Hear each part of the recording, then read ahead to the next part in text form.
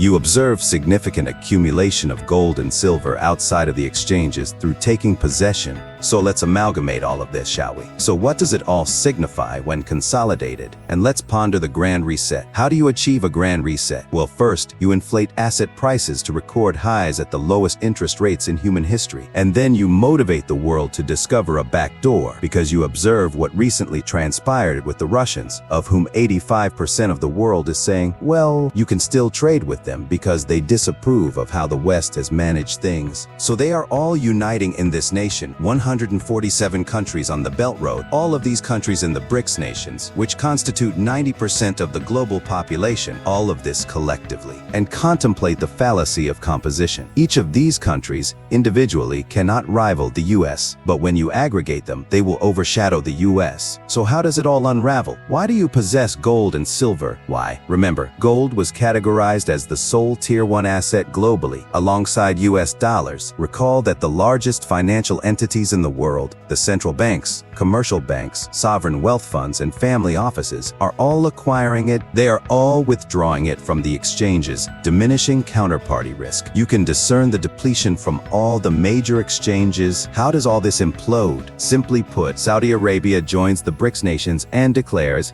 hey, thank you. It's been quite a journey. We appreciate it. As you are aware, we are now under the protection of China and Russia. In fact, we established a joint military cooperation agreement when they withdrew from Afghanistan. You know what? It's in our best interest, and all of OPEC, which is part of the Belt and Road Initiative, to open up energy transactions in various currencies, including the yuan, rupee, ruble, perhaps euro, gold, and the like. It's over. Because what occurs? Every country on the planet that has had to hold dollars since 1974 starts offloading them, because everyone will initiate dumping dollars as the dollar crumbles, which is the first pillar. The dollar's value collapses. What transpires when those collapsing dollars hit us shores? Hyperinflation. What arises as an adverse consequence of hyperinflation? Interest rates surge. Higher interest rates are necessary to offset the loss of purchasing power when everyone ditches dollars, and Saudi Arabia and OPEC bid farewell to dollars, and interest rates spike. Simultaneously, stocks, bonds, real estate all plummet alongside the dollar. The four pillars of wealth in this nation, stocks, bonds, dollars, and real estate, all tumble as interest rates surge, and the dollar is globally forsaken. This is the grand reset. This illustrates how fragile the system truly is, and this is why you possess precious metals. It's not to amass wealth. It's because we are on the verge, I believe, of a transformation. Now, one last aspect I'd like to add to this. 75% of the global population acknowledges the new digital yuan on the Belt and Road. Well, what is the digital yuan? To me, it serves as a trial version. Just recently, an article by Sergei Glasiev, the Russian minister responsible for integration and macroeconomics in the Eurasian Economic Union, outlined the fundamental principles of the forthcoming U.S. post-dollar economic system. He stated, and I quote, that it will not rely on any specific currency, as with the Bretton Woods arrangement, but rather on a market basket of local currencies, more closely linked to an assortment of tangible commodities, such as gold, other precious metals, grains, hydrocarbons, sugar, and so forth. So contemplate the Chinese digital yuan. What better way to introduce a distributed ledger technology that can demonstrate the authenticity of all the commodities pegged by various countries? Why doesn't the European Union function as intended? In theory, because it lacks a peg, with each country moving in different directions. But what if all these countries unite, not only due to their shared disapproval of Western dominance, but also to establish a common peg? Which countries possess all the commodities? The BRICS. And all the countries joining the BRICS own these commodities. So what superior method to roll out distributed ledger technology than to showcase the pegging of all commodities backing the new BRICS currency? As recently announced, why is gold a key element? You tell me. Did they anticipate this inevitability and the mathematics of the dollar's decline? Is gold going to serve as the central peg for a new global reserve currency? What better way to demonstrate the immutability and credibility of this peg than through a distributed ledger like the Chinese digital yuan, which I believe will serve as the foundation for a new system, the framework for the new BRICS system, for the BRICS currency. And when that transpires, it will have significant repercussions in this country. The reclassification of gold as Tier 1 is monumental. Just to briefly touch on that for a moment, most people in my industry always assumed that if anything were to approach the level of prominence of the dollar, it would be something akin to special drawing rights from the IMF. Perhaps it now makes more sense why central banks are accumulating and taking physical possession of gold due to its risk-free elevated Tier 1 status. So anyhow, the dollar used to be backed by gold as far as governments were concerned. We pledged that any gold held for you could be exchanged for dollars or even the dollars you possessed at a fixed rate of $35 per ounce whenever you desired. Towards the end of the Vietnam War, President de Gaulle of France recognized that we were issuing more dollars and treasuries to fund the war than we had gold to back those promises. He dispatched warships loaded with dollars to New York Harbor and demanded that President Nixon exchange them for gold, and we complied, depleting a significant portion of the gold held at the U.S. Treasury. At that moment, Nixon declared, "Okay, in August 1971, that's it. The window is closed, temporarily, though it has never reopened, but we reneged on our commitment to the world, and it was at that point that the dollar was no longer backed by anything. So the question I pose to people, and it's astonishing how few individuals know the answer, is what has sustained the dollar as the world's reserve currency since then? You receive a variety of responses, typically revolving around our military strength or the size of our robust economy, and so on. While some of that may be valid, what has truly upheld the dollar as the world's reserve currency is that 3 years later, Henry Kissinger was sent to Saudi Arabia, where he made a pledge to the Saudis. He proposed, "How about this? We will stand behind you. Let's call it a joint military cooperation agreement, and we will guarantee your security. We'll provide you with weapons and support. No one will dare to challenge the Saudi kingdom. In exchange, OPEC will price oil in dollars on a global scale." They agreed. So, since 1974, virtually every nation across the globe has had to possess dollars in order to purchase oil. This created synthetic demand for the dollar, known as the petrodollar, and solidified the dollar's status as the world's reserve currency. If you want to fuel your nation, you must hold dollars. The safeguarding of the Saudi kingdom, and by extension, the relationship with OPEC, has sustained the dollar as the world's reserve currency since 1974. 3 years earlier, the link to gold had been severed, rendering the dollar a fiat currency backed by nothing. As we all know, since that point, the dollar has lost over 90% of its value.